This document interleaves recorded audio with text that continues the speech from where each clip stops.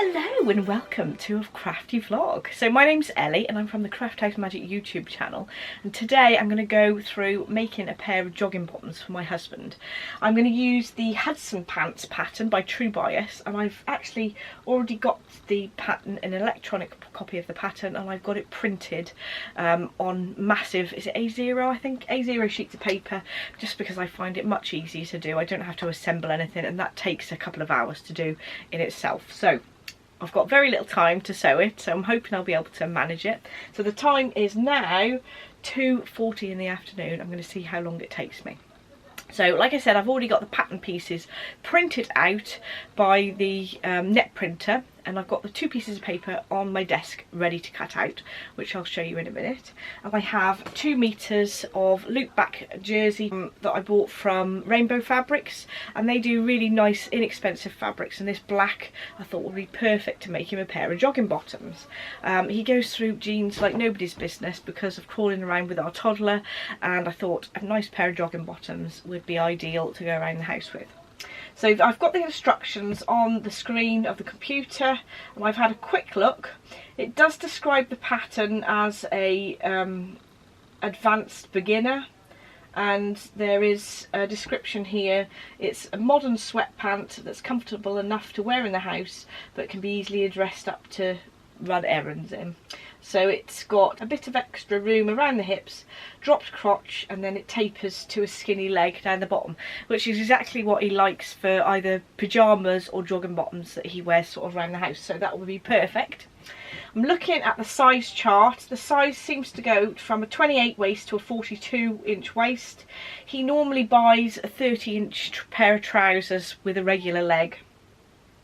So I think I'm just going to cut out the 30-inch pattern and see how it goes. What I'll do though is I'll cut out the pattern pieces for a size 30-inch waist, and then I'll just have a quick look at them and measure them just to make sure that I think that it will be the right measurement.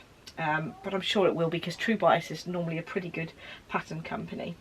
The length of the leg is designed for somebody who's 6 foot, and Adam is about 5'9", but instead of shortening them, what I might do is just leave them as they are, because he quite often will buy off-the-shelf trousers and they fit perfectly, and I think most pairs of trousers are made for somebody who's about 6 foot. So I'm going to leave it, because it says the inseam finished length is 28.6 inches, and he comes to 29-inch leg, but that is measured from 2 inches below the crotch, which will make him about 27 inches, and this measures up at 28.6 inches.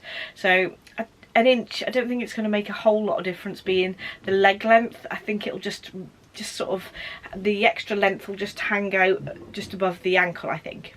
That's my idea anyway. I've just checked the stretch of this fabric, and it does look as if it has about the right amount of stretch. I've taken a bit of it that's the sort of stretchiest direction, measured it up to the length on the actual screen, even though that's probably not up to scale. It's just to scale anyway, and it does stretch out to the arrow, so I'm happy with that. There's a description of how you're supposed to lay your pattern pieces out, but I obviously need to cut out my pattern pieces out of the paper first before I cut them out of the fabric. I've already washed this ready, so once I've cut my pattern pieces out, I can go ahead and cut out the fabric as well. So it looks like the A0 sheets that I've had printed, there are actually 2 of them, and I actually still need to join the parts of the leg up, because there wasn't enough room for the whole leg on one sheet of paper. So I've got these pieces and these pieces to join together, so I'm just going to cut them out and then join those together as well. Before anyone comments, I do have a rotary cutter that I just use specifically for paper, and this is it. But I just find it easier to cut out big pieces without having to get the scissors out. It's much quicker.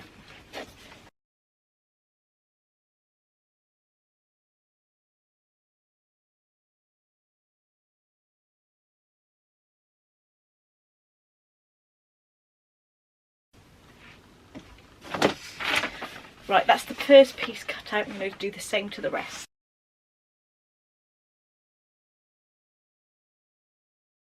So I've now got all the pieces sort of cut out, and there was some that I needed to join from the 2 pieces. So it says to join page 1 and 2 for this leg.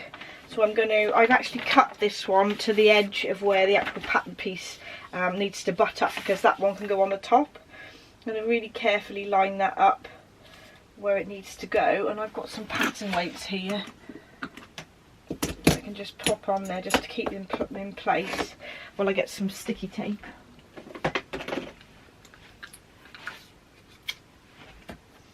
And I like to use Scotch tape, magic tape, because you can actually readjust it quite well.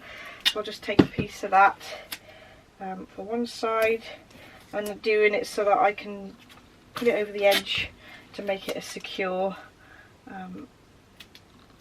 finish. This has actually moved slightly, so I'm going to readjust it and then tuck the tab over to the other side. Just going to make sure that it's taped nice and all the way through. And then I like to, just because I use my pattern pieces quite a lot and I'm hoping to be able to make Adam loads of these, I just tend to tape the back to make sure that the pattern piece does last and doesn't come apart like that. So that's the leg. I'm going to do the same with this. I think it's a pocket piece. This is the main pocket piece. Line that up.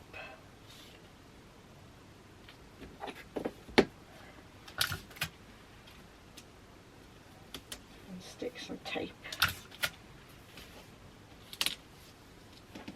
So you can readjust it if you do stick it in the wrong place, which is good, which you can't do with normal sticky tape. Just tuck that over the edge, and the magic tape doesn't have that shiny finish as well, which is good. Do the same, tape over the back so that it's completely secure. So I've measured the pattern pieces and they look like they're going to fit nicely, so I'm going to go ahead and cut out the fabric. But before I do that, I'm just going to quickly read through the instructions for the whole of the bottoms so that I don't miss out on anything, on any information before I start. So I've just straightened out my fabric so that it's folded nicely. The fold's down that edge, and I've got my edge in line all the way along here. Ideally I'd probably do this on the floor downstairs just because there's more space, but there's my son down there, so he's going to be interfering, so best to try and do it up here. I haven't got really a big enough table to do it in one piece, so normally I'd like to use the rotary cutter to cut the pieces out, but because I'm limited on space, I've got these a couple of A1 cutting mats. They're not quite big enough for the width of the fabric, so what I'll do is I'll pin the pattern pieces down and then cut them out with scissors, or use the rotary cutter as well where I can, where I've got the mat underneath. So I'm going to titivate, so I'm going to move around the pattern pieces until I've got them in the ideal place, pin those in place, and then start to cut them out. I am really naughty. Sometimes I don't iron my pattern pieces, but I do try and stretch them out and to account for the creasing in the paper, but I would advise to iron them really, but I haven't got enough time. That's what I'm telling myself anyway. Oh dear. So let's see if I can get all these pieces as close as possible. So I've got to just make sure that the grain line is in the right direction. I've just worked, basically because my waistline is obviously this way, I've just made sure that my stretch is going to be stretchy along the waistline rather than down the leg. So that's what matters the most with this sort of trousers really. I think if you have your stretch down the leg, that's not really going to help. So it's a bit of a pain that these fabrics curl up quite a bit when it's like a French terry. Sometimes I like to use these like little wonder clips just to keep it flat, but sometimes you'd have to go all the way along, so I'll see how I can get on without that in the first instance. This piece I'm going to flip over because I think I'll be able to get it a bit closer, but I can still see the grain line here, so I've got to keep an eye on that.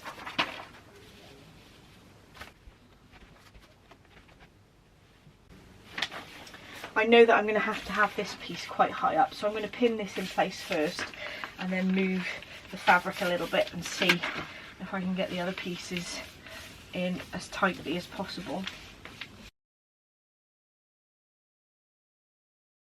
I'm just measuring the grain line to make sure that it is straight.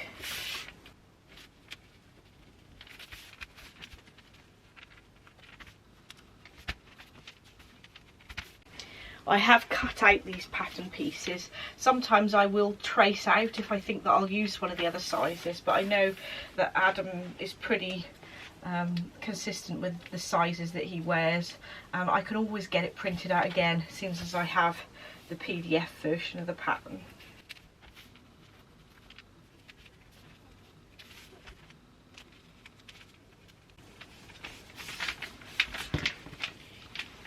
That one's pinned. I'm trying not to move it if I can help it.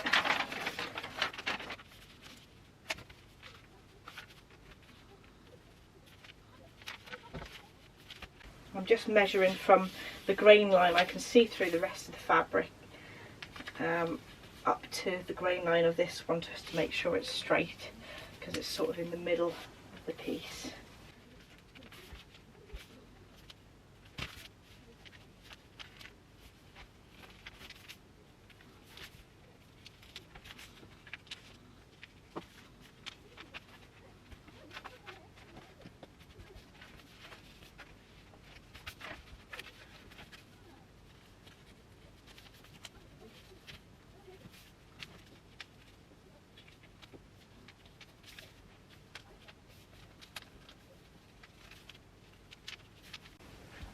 Right, I think what I'm going to do is cut out these 3 pieces, because I know that I've got plenty of fabric on this edge to cut out these little pockets, etc. So I'm going to get on with that.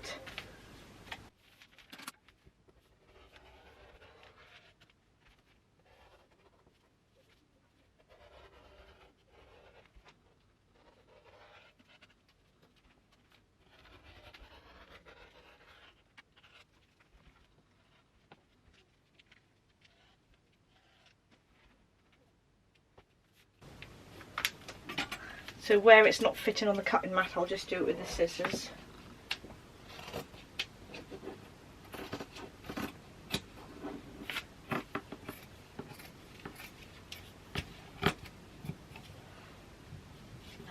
There is actually another cutting mat here, but there is a gap in the middle, and it's just easier just to use the scissors on this bit. Right, that piece. Because they're pinned to the pattern pieces, then I can move them and I know which pieces they are.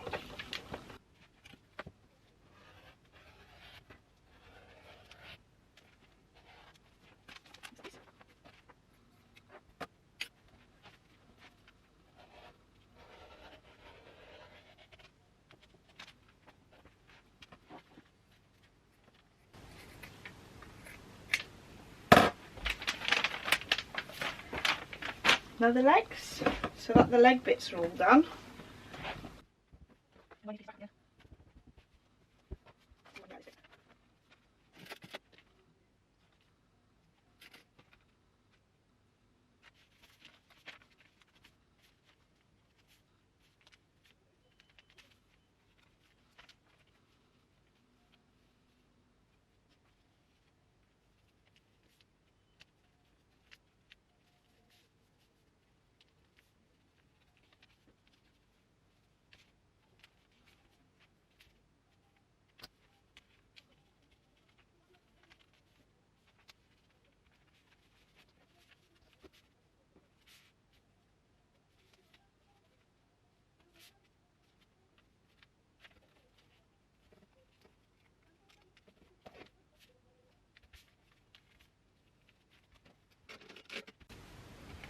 There we go. I've managed to get these just in the piece less than the leg of the trousers, which is good. I'm going to use the rotary cut to cut these out because they're all on the one board. And I've just made sure that the grain lines is parallel to the edge of the fabric, and we've got the stretch going this way.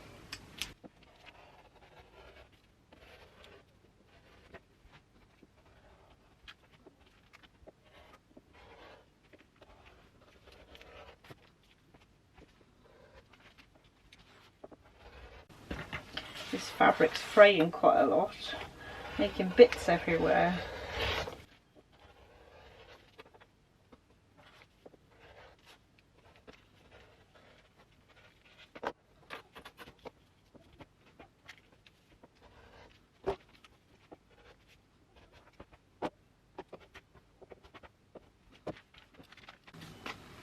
There we are, all the pieces cut out. I'm just going to go through them and mark any notches on now on the pattern pieces.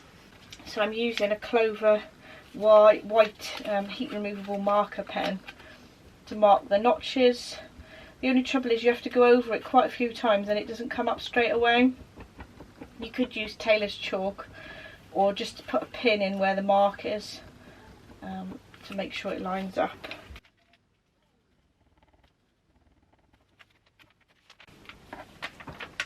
The one where I've pinned it upside down, I have to just take a look at it and make sure I've marked everything, going by the underside of the paper instead. I've just realised I haven't got the right elastic, so I'm going to go nip to the shop to go and get a metre or so of the right elastic that's 2 inches wide, because I've got 1.5 inch elastic. So I definitely want to have the right stuff because I want them to really come out nicely. So I'm going to nip to the shop and get some of the right elastic. So I am back from the shop. It's a little bit later, it's now 5 to 6. Took me about 1 hour and 20 minutes to cut the pattern out and the pattern pieces earlier, and I popped to see if I could get the right elastic. They didn't have any 2 inch elastic, so I've got 2 lots of 1 inch to see, and I'd already got some 1.5 inch that I've already had in my stash. I think I possibly bought it for some pyjama bottoms, I think. So we shall see. I'm going to start assembling and then I'll decide whether I want to use 2 strips of 1 inch or 1.5 inches and just reduce the thickness of the waistband. So we shall see. I think for the next pair I can order some 2 inch elastic online to make sure that I've got exactly what I need. And it does say that you need some cord for the ties around the waist as well, but I don't know if I'm going to bother doing the ties because Adam doesn't normally use them anyway. I just need to make sure that the elastic fits well. I will ask him though when I got to that point whether he wants the ties as well, but I have got some cord that I could use for that case. So first of all I have to get these pieces that are called the pocket detail, and they're little rectangles of fabric. I've got to press these doubled over with the right side facing outwards, and this has got to be tacked to one of the pocket facing pieces, so I'm going to go and do that. First of all I'm going to press this in half to make sure it's got a nice neat crisp line. This fabric does seem to fray at the edges a bit. All the pieces of fabric seem to come off it, which is lovely. Making a massive mess in my craft room.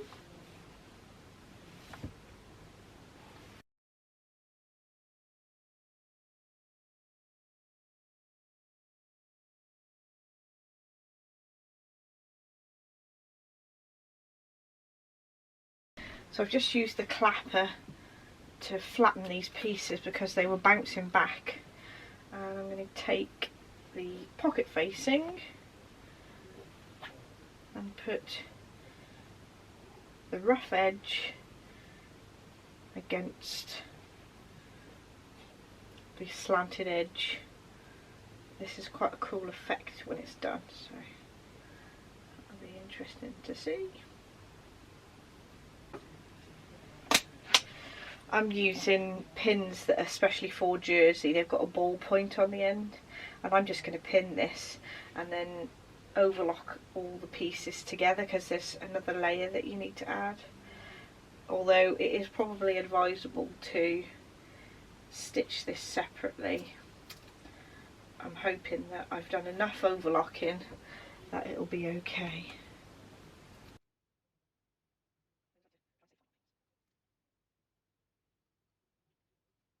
So I've pinned the pocket detail onto the side of the pocket facing, so this will be on the inside of the garment, and then I've got the trouser leg piece that's got the pocket side on it, and I'm going to put right sides together down like that so that you've got the pocket detail sandwiched between the pocket facing and the leg, so that that little bit of detail will stick up on the inside of the pocket, which will become more evident when I've actually stitched along this line. But I'm going to pin that in place and take that over to the overlocker. The instructions are specifically to use a standard sewing machine, to be honest, so if you haven't got an overlocker, that's absolutely fine, but I do like to use the overlocker for any sort of jersey projects. It makes it quicker and it gives it a nice neat edge. So I'm over to the sewing machine, or the overlocker, and I've sandwiched my 3 layers together. I'm sorry this is hard to see, it's black. This is the pocket facing. There is a pocket detail that's sandwiched between the two, where you can see an edge of where it's rolled over, and then this is the leg of the front leg, where there's like a slanted part to put the actual pocket in. So I'm going to stitch across them, and you should be able to see the sort of pocket detail a little bit better. So I'm going to do that for both of these. It looks like the seam allowance is 1 centimetre anywhere it isn't stated, so that's nice and easy to remember.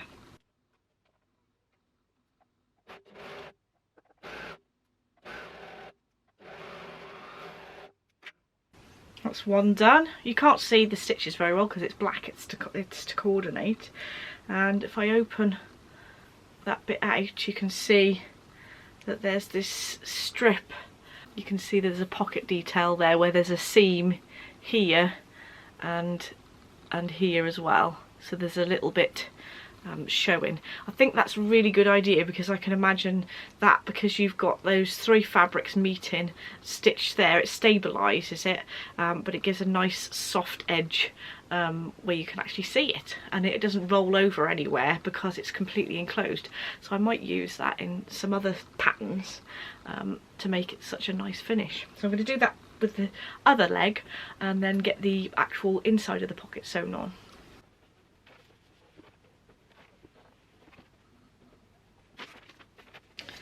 So I've now picked out the pattern piece that's the main pocket, and there is a notch on this piece. It's probably difficult for you to see, but I've got a little white notch there, which tells you where to line it up to.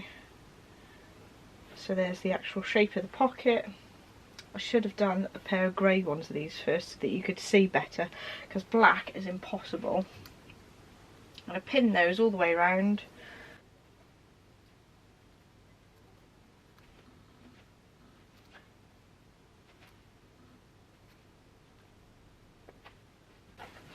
Well, that's that one done. I'm going to pin the other one now. So I've got them both ready to go over to the overlocker.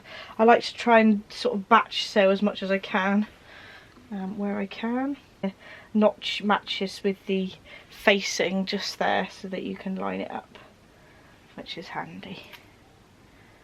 Because the actual lining for the pocket, it's not as obvious where you need to sort of join it up.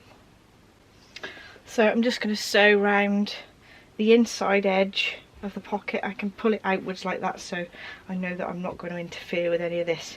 Just going to stitch round there inside the pocket lining so that it actually creates the pocket on both of those legs.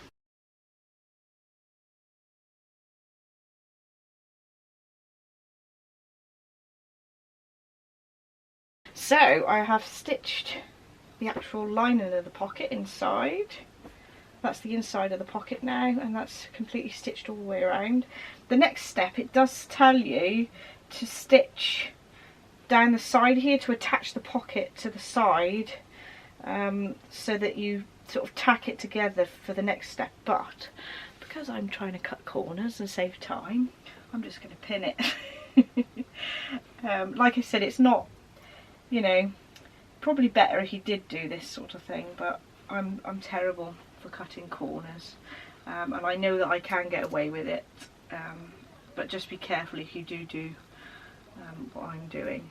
There are some actual notches to show you where to sort of align up, which I'm doing. I'm just putting a few pins in instead. So I now can see that I need to just make sure that those pieces are together when I line up the legs of the trousers. So that's the next bit. So I'm putting two panels of the legs together so you can actually see where this is the bit that goes around your body, and then I'm going to be sewing down this seam and this seam, but putting the right sides together and making sure I've got that pocket lined up at the side as well. So I'll pin all the way down the sides and do the inside leg as well.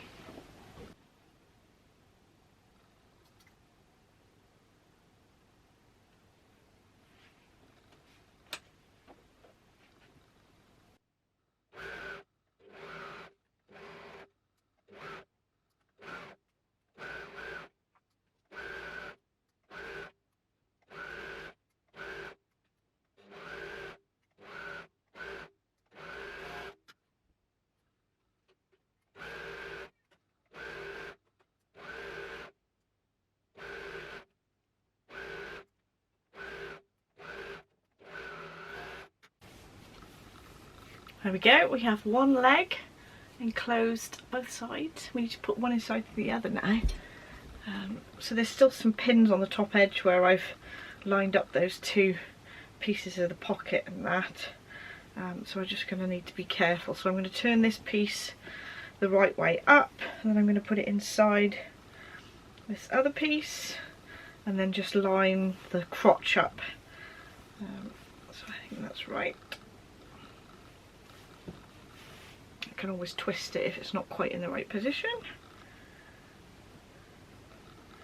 There we are, I can see the two centre seams that are both crotches, and then I can start pinning from the centre.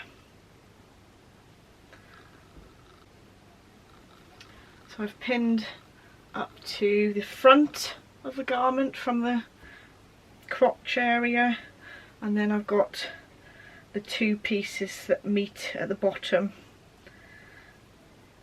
at your bottom I should say. I need to pin those together then, and once I've stitched around there I'll have the two legs attached.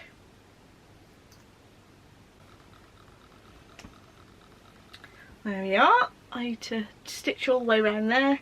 You can just see where the pins are, and then I'll undo that so you can see what it looks like.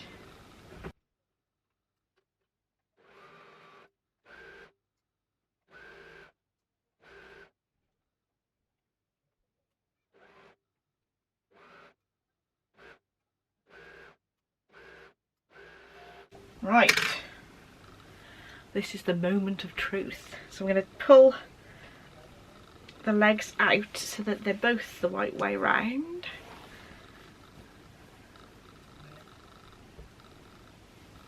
Ta-da! So hopefully you can just about see that we have two pockets at the front and then some legs. So that's looking good. I need to give it a press and then check what I need to do next. I think it tells you to do the waistband next, but I might be in a bit of a wuss and do the cuffs because that's really easy.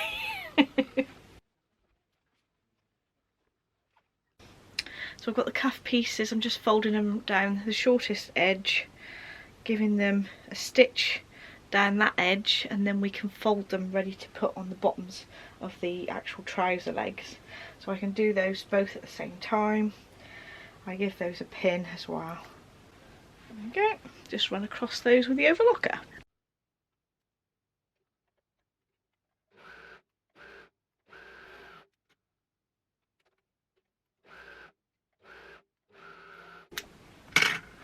There we go. So I'm going to turn those so that they're double layered. I'm going to make sure that the overlock edge is sort of facing in the same direction so that they're nice and neat inside, and make sure that I've got it all lined up nicely, ready to join into the cuff. I normally put a pin where the edge is what I've hemmed, and then I go halfway across and do another pin so that I'm sort of marking off halfway, so that when I come to join it to the inside of the cuff of the leg itself, then I've got sort of half and quarter markers so that they don't look twisted or anything. So I'm just marking off. I put the two half, once I've marked the half, I put those two markers together and then I pin either side to mark the quarters.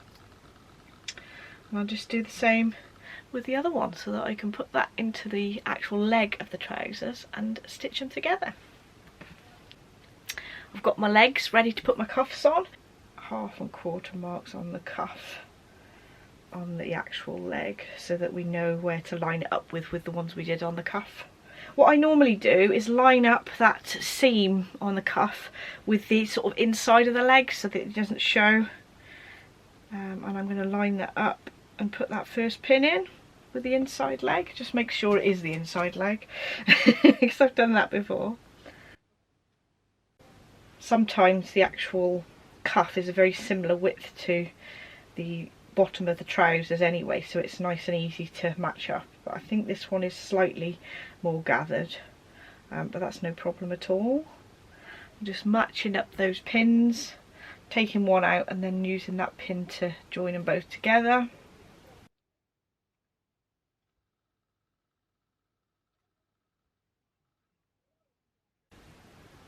So I just need to be careful now when I stitch round there that I'm keeping the tension on the bottom fabric, which will be the actual leg fabric, so that the two fabrics are actually stitched together nice and neatly without any rucks or tucks. This is a bit tricky because it's quite a small area.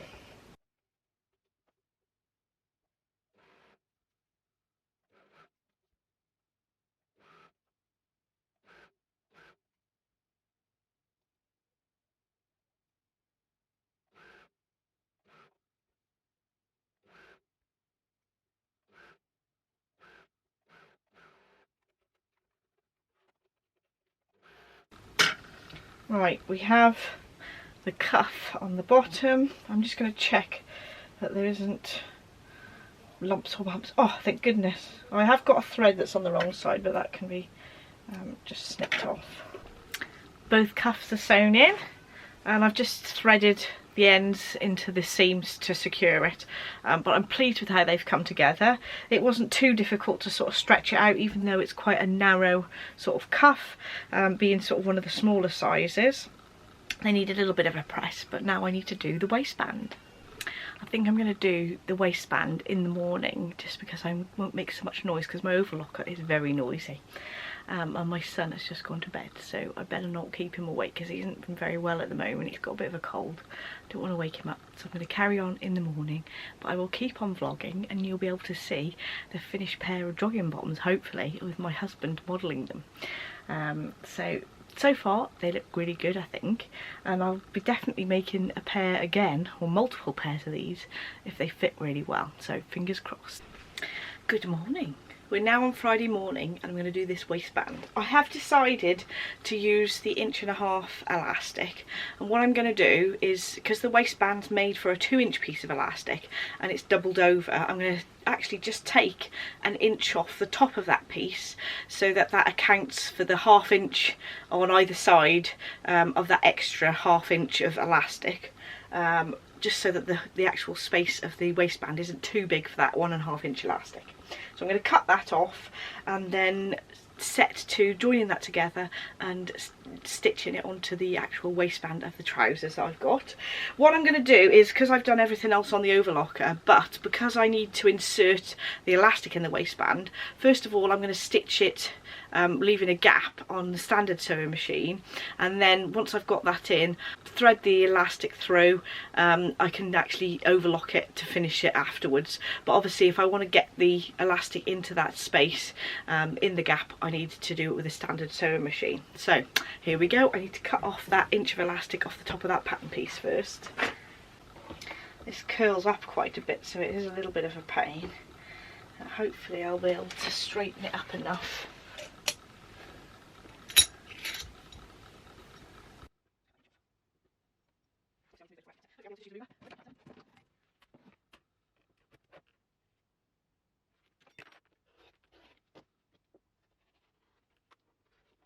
So I've taken that inch off, so I just need to join the waistband on the short edge with the overlocker on this side.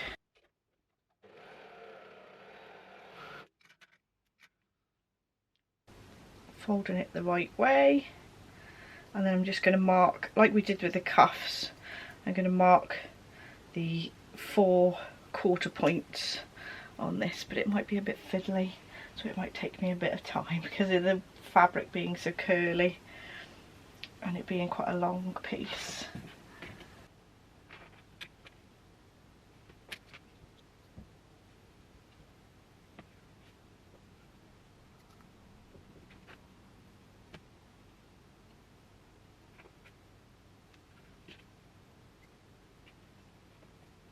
So I've marked the 4 sections, equal sections on the waistband, and then with the actual main body of the trousers I'm going to use the centre front and the centre back as the sort of halfway division, but at the side I noticed the panels for the front and the back are different, so what I'll do is I'll match up so that I can work out what the centre point is rather than be in the side seam, because it isn't exactly halfway.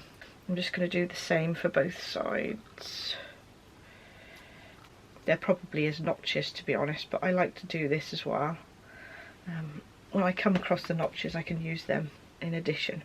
So I'm going to pin this with the seam from the waistband on the back, so it's sort of hidden. I haven't read the pattern instructions since yesterday, so I've just read them once. I'm just doing this, so it's probably slightly different to what the actual pattern instructors said now, because the time has passed. There were actually notches. I didn't need to divide it, but you know, it's another secondary check to make sure it fits nicely. So I've got that all pinned together, and I quickly got Adam to measure how long he wants his elastic inside this, because obviously this is a bit tighter than the width of the actual band, so that it holds onto his hips or his waist. And I just need to stitch around here, leaving a 4-inch gap so that I can put the elastic in. So I've got my standard sewing machine threaded up with some black thread, and I'm going to go around, stitch around this. The actual width of the band and the trousers is very similar, so I'm not going to have to worry about stretching it out too much.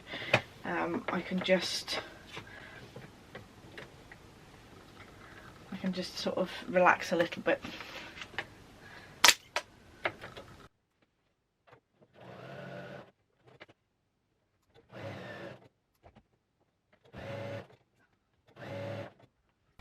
We have the waistband attached. I have left a gap here so that I can get the elastic inside. So I've got my elastic and I need to thread that through. I normally use, let's see my messy drawer here, like one of these quilting pins to thread it through so I can feel where it's going. So I'm going to thread that through the waistband. I have actually missed out a step where it tells you to make buttonholes at the front for the actual cord to tie it up, but I spoke to Adam and he isn't really bothered about that, so I've omitted that. I'm just going to have them in an elastic waist. I've got the elastic through. I'm going to overlap the elastic over each other and just zigzag stitch in like a square all the way around this bit that's overlapped to make it nice and secure. And then once I've done that I can pop it inside the actual waistband and we can start top stitching. We are nearly there. I'm just going to make sure that I've not got the elastic twisted or anything so that I won't have a twist when I've actually stitched it down. So I'm going to do that zigzag stitch now.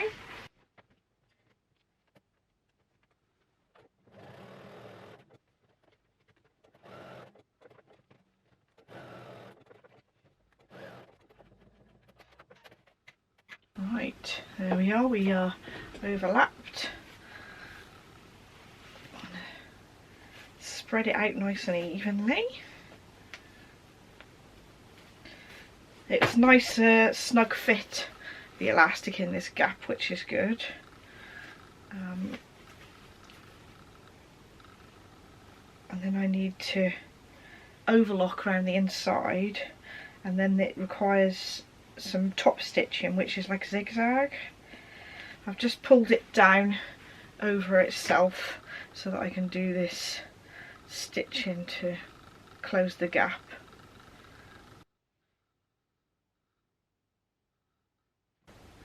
Right, so I think I can overlock that now. We've got that in and all in the right direction. I'm going to overlock all the way around because 1, I need to get rid of all this fraying, and 2, it needs to close the gap in. So 1 centimetre seam allowance all the way around.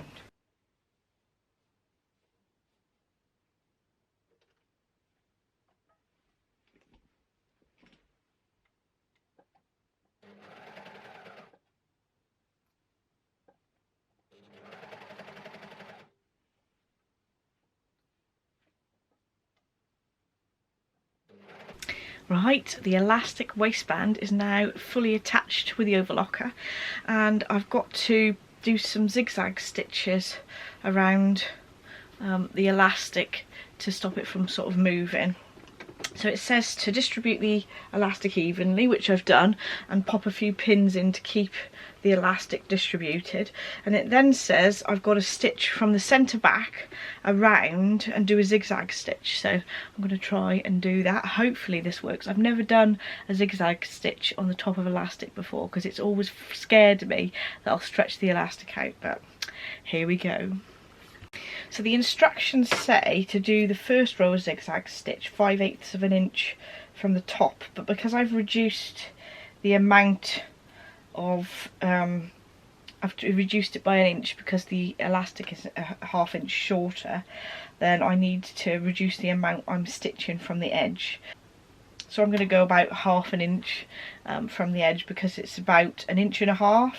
So if I do ½ an inch from that side and ½ an inch from that side, it should be distributed relatively evenly. So let's have a go at that.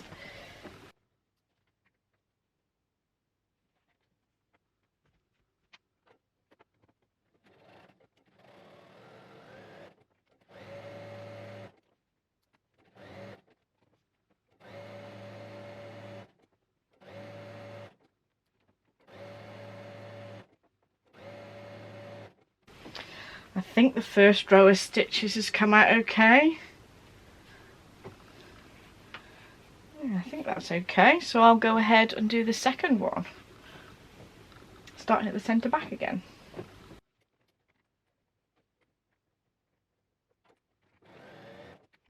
So actually I think that's worked out okay. I'm not quite sure if you can see those zigzag stitches. I did actually go a little bit more than ½ an inch, so it isn't quite centre with the 2 lines, but do you know what, it doesn't really matter. What I am going to do actually is I'm going to top stitch over the seam here where it meets, so that this seam isn't so bulky because it sticks out a bit. Normally I would use my cover stitch on something like this, but because the material is so thick, I think I'm going to struggle with it a little bit. So I'm going to just use a zigzag stitch, I think, just to secure it down nicely, just to make them a bit more comfortable. But other than that, they're nearly finished.